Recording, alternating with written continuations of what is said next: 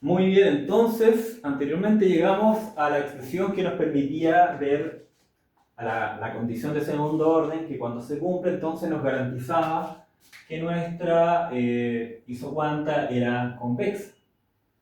Y sabemos que una isocuanta es convexa si la función de la cual se deriva esa curva de nivel, lo hemos explicado en reiteradas ocasiones, es cóncava.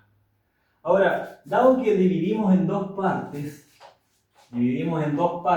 la derivación de la condición de segundo orden, que es algo que había quedado pendiente en teoría del consumidor, ¿por qué no agregar de inmediato una tercera que nos haga más sentido de dónde viene esta regla de la segunda derivada negativa? O de que el hessiano orlado sea semidefinido negativo, ¿cierto? Ya sabemos que un hessiano orlado, ¿cierto? Es una matriz de segundas derivadas orlada, es decir, rodeada por un vector columna y un vector fila de las primeras derivadas, ¿cierto? Y lo construimos en el video anterior, o en el primer video de estas tres partes. Y en esta última lo que vamos a mostrar es de dónde viene esta idea de que sea semidefinida negativa. Entonces, parte todo con la idea de por qué una función que tiene una tangente por encima, que pasa por sobre la función, necesariamente tiene que ser cóncava para que se cumpla que la tangente pasa por encima, puesto que si la función fuese convexa, la tangente pasaría por debajo. Entonces, en este caso hablamos de un mínimo, puede ser local, dependiendo de la forma de la función, y en este hablamos de un máximo. Entonces nosotros cuando hablamos de maximización de ganancias, por ejemplo, lo que queremos es un máximo. ¿De qué? De la producción. Por lo tanto, si esta es la función de producción, necesitamos que sea cóncava y que la tangente, que es la que estamos derivando nosotros, la derivada, ¿cierto?, pase por sobre, y al pasar por sobre nos garantiza entonces que sus curvas de nivel son convexas. Entonces garantizamos convexidad de las curvas de nivel con la concavidad de la función objetivo, con que la tangente pase por arriba. Todo parte entonces en que la tangente pase por encima de la curva y no por debajo de la curva. Y eso entonces, ¿cómo lo podemos formalizar? Diríamos así, tangente de f de x mayor o igual a f de x, en este caso es una variable, por eso es x. Después vamos a ver el caso bivariado, que es con el que trabajamos nosotros en multivariado. Muy en términos generales, pero todo obviamente se reduce a un caso univariado y desde ahí la lógica se escala, por así decirlo. Entonces, ahí lo que estamos formalizando es que la tangente pase por encima de la curva, ¿cierto? Y si pasa por encima es un máximo. Y eso se cumple si entonces esta es cóncava, que es lo que buscamos. Y sus curvas de nivel son convexas. Entonces, ¿qué es lo que es una tangente? La definición de la ecuación de la recta tangente, ¿cierto? De f de x sería n más m por x. ¿Qué es lo que es n? ¿Qué es lo que es n? N queda definido como la función evaluada en el óptimo menos la derivada de la función evaluada en el óptimo por el valor óptimo. ¿Y qué es lo que es m? M es que en realidad n es el intercepto, así calculamos el intercepto y esta sería la pendiente. ¿Y qué es la pendiente? Bueno, es la derivada de la función evaluada en el óptimo. Esa es la pendiente. Siempre hemos sabido que las derivadas son las primeras derivadas son las pendientes. Entonces, teniendo esta definición, podríamos reemplazar acá y estaríamos en todo momento afirmando que la tangente pasa por arriba porque esta es cóncava y sus curvas de nivel son convexas. Entonces, reemplazando acá, todo lo que hay acá sería n, que está acá, en el óptimo, ¿cierto? Menos la derivada de valor en el óptimo por x de valor en el óptimo, más n, que es n, esto, f x de valor en el óptimo, por x. Esto es por x.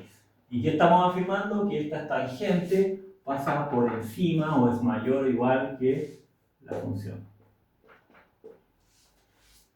¿Qué más podríamos hacer? Bueno, aquí podemos factorizar esta parte. Tenemos la la derivada de x valorado en el óptimo por x y por y en el óptimo. Entonces, esto lo dejamos tal cual, más, factorizamos la derivada de x valorado en el óptimo, que es el término común, por el positivo, que es x, más o menos, claro, esto va a quedar negativo.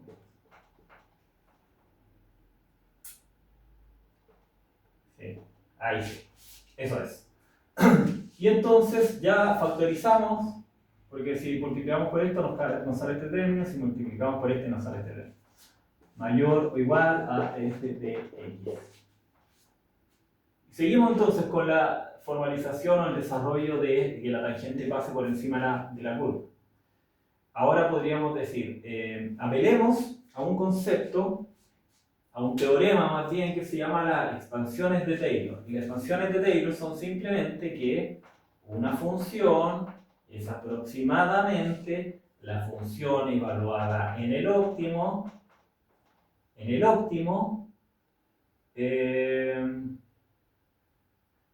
más la primera derivada, la función evaluada en el óptimo, por la diferencia entre el valor y el valor óptimo, valor realizado, valor óptimo. Ese es el teorema de Taylor. Dice, yo una función original, ¿cierto?, la puedo aproximar a la función original evaluada en el óptimo más un polinomio de derivadas de n orden. Entonces, esa es la primera derivada. La segunda derivada sería, la segunda derivada es un medio por la segunda derivada x en el óptimo por x menos x. Después, el cuarto término del polinomio sería, y este es elevado al cuadrado. Cuarto término del polinomio sería 1, acá es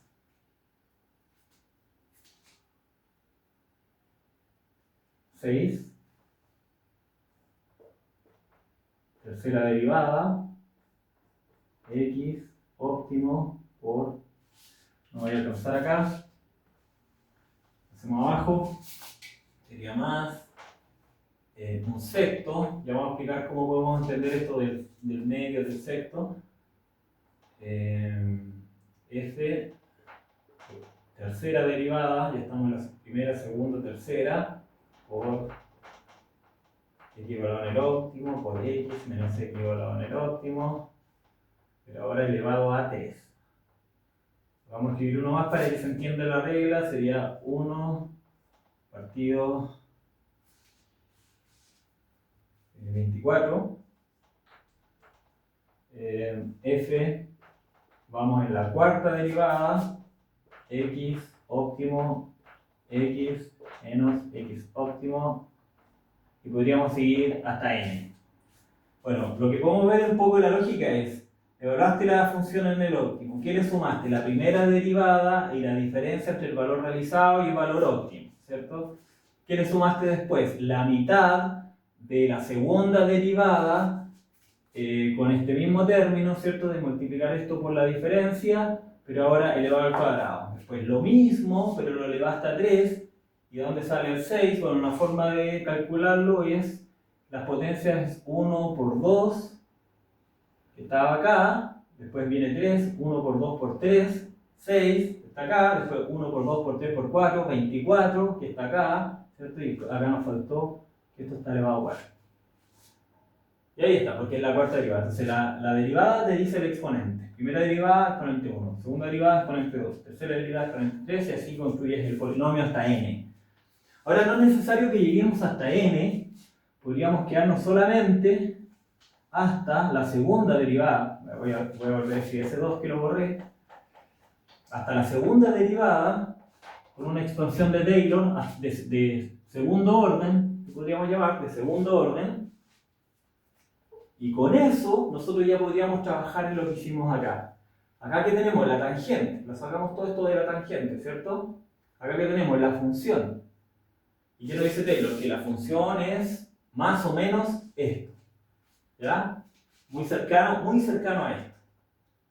Entonces, lo que tenemos en la izquierda, si lo vemos, es exactamente lo que hay acá. Con los primeros dos términos de la expansión de Taylor construimos esto, que es la tangente. ¿Y qué le vamos agregando? La segunda derivada, porque nos quedamos hasta la segunda derivada solamente. Entonces, la función dice, la regla que buscamos nosotros de tangencia superior a la función, ¿para qué? Para garantizar convexidad en las curvas de nivel. Entonces necesitamos que esto sea cóncava. Para que sea cóncava, entonces la tangente es mayor a esto. Y si esto es la tangente y esto es la función, para que esta parte completa sea mayor, perdón, todo esto es fx, lo estamos reemplazando por esto. Consideramos que fx es todo esto. Entonces ahora, para que esta parte sea mayor a todo esto, ¿qué tendría que pasar con este término? Si esto y esto son igual, si no estuviera este término serían lo mismo, no se cumpliría esto, no sería mayor, sería igual. Pero gracias a este término nosotros podemos pedir que pase que esta segunda derivada sea negativa, va a hacer que este término completo sea menor a todo este término. Ya que estas partes eran iguales, le sumamos algo negativo, esto cae, ¿cierto? Y por lo tanto necesariamente esta parte va a ser menor a esta. Porque este f lo reemplazamos acá, ¿cierto? Esto lo reemplazamos acá. Y de ahí viene la regla de la segunda derivada. De hecho, lo que hace matricialmente, porque nosotros trabajamos con dos variables, no con una, con dos bienes al menos, o con dos factores, en este caso en producción, expresa lo mismo pero en términos matriciales. Esto en términos matriciales sería, bueno, sería un vector f, lo en el óptimo, de las dos variables, ¿cierto? Ahí viene el vector, más, esto en vez de una derivada sería un gradiente de f, sí, óptimo, x óptimo menos x, ¿ya? Con vectores, vector, vector, ¿cierto? Después tendríamos más, ¿cómo construimos ese término? Sería, acá para multiplicar esto con esto, tendría que ser traspuesto. Sería,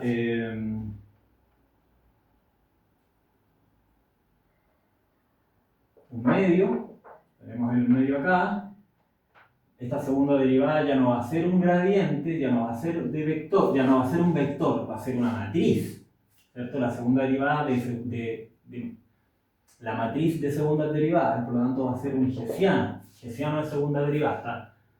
Por definición el hessiano es una matriz de segunda derivada, pero entonces hay que, para construir este, bueno, vamos a poner el x ahí, pero este lo vamos a tener que poner antes, x menos x por x menos x óptimo, y esto está traspuesto.